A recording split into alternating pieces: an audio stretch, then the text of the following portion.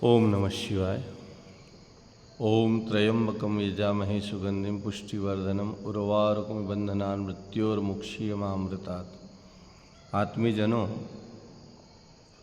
शिवरात्रि के पावन अवसर पर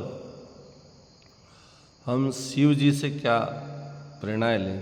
हमारे जितने देवी हैं, हमारे जितने देवता हैं, वो सारे के सारे जो जीवन जीते हैं या जीवन के उदाहरण धरती पर रख कर गए, वो मानवता को सही दिशा देकर मानवता को सही मार्ग पर चलाने के लिए थे।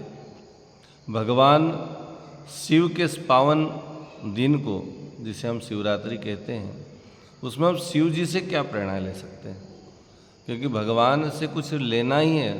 पूजन का अर्थ क्या है? केवल कंकु चावल तिलक लगाना, चंदन लगाना, रोली लगाना, फल फूल चढ़ाना, पुष्प चढ़ाना, माला चढ़ाना, प्रसाद चढ़ाना, ये एक प्रतीकात्मक रूप है। लेकिन वास्तव में हम भगवान से क्या ले सकते हैं? दर्शन करने जाते हैं, भगवान के दर्शन का मतलब क्या? समझना। दर्शन मीन्स देखना भी होता है, दर्शन मीन्स फिलॉसफी, विज्ञान। दर्शन शास्त्र के जो ज्ञाता है वो जानते हैं कि उससे हम क्या सीख सकते हैं, क्या ले सकते हैं। तो कई बार हम चर्चा करते हैं कि साहब आज के इस दौर में लोग इकट्ठे नहीं रह सकते, लेकिन भगवान शिव को यदि हम मानते हैं, कई लोग शिव जी की पूजा भी करते हैं, आज जल चढ़ाने भी जाते हैं और शिव जी की बड़ी आराधना करते हैं, तो उसमें से सीखे क्या, ले क्या? केवल जल चढ़ाना ही पर्याप्त है? नहीं।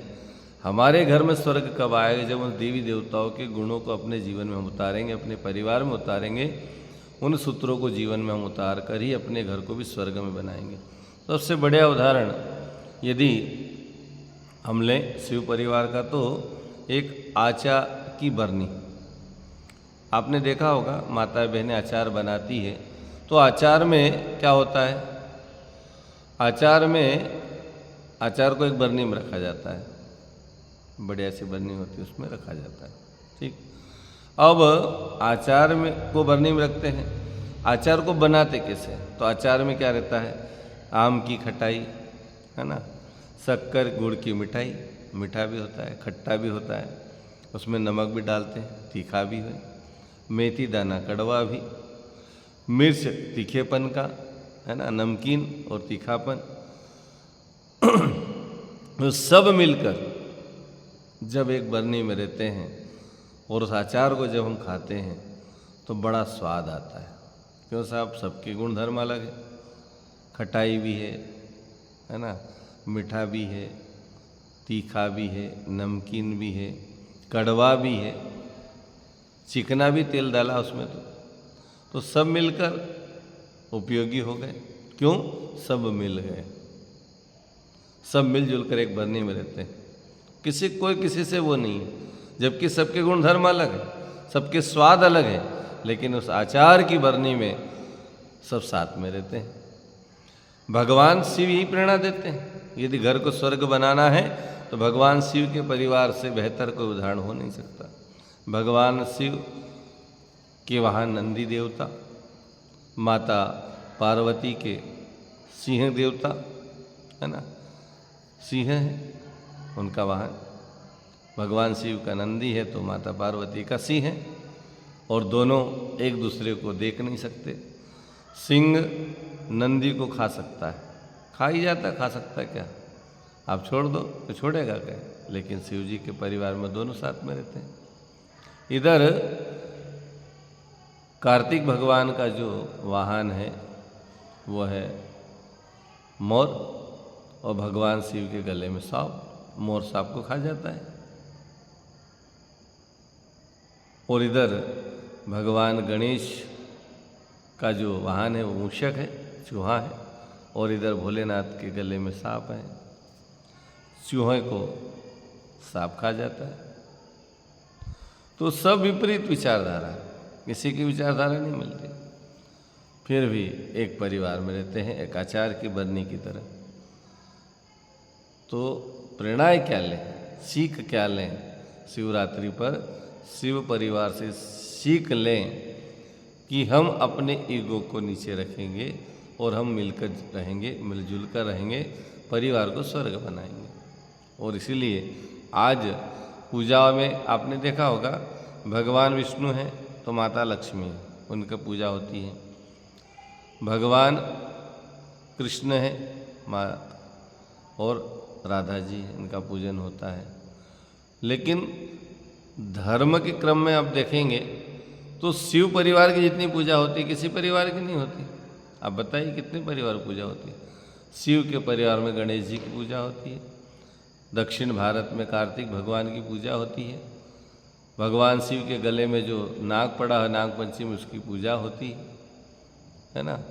और नंदी भगवान की पूजा होती है, नंदीश्वर की स्थापना होती है।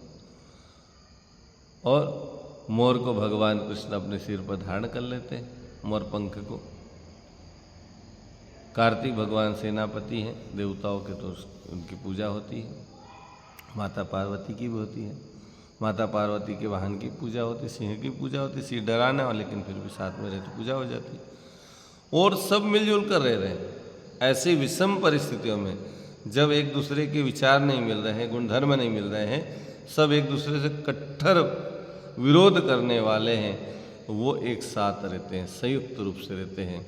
तो भाइयों बहनों, शिवरात्रि के इस पावन अवसर पर यदि भगवान शिव से, शिव परिवार से कुछ सीखना है, पूजा हम रोज कर रहे हैं, जल हम रोज चढ़ा रहे हैं, 1 लोटा नहीं 2 लोटा चढ़ा रहे हैं, बिलपत्र कितने ही चढ़ा रहे हैं, लेकिन क्या हमारे घर में शिव से जुड़कर शिव की पूजा करने से हमारे घर में स्वर्ग आ गए क्या?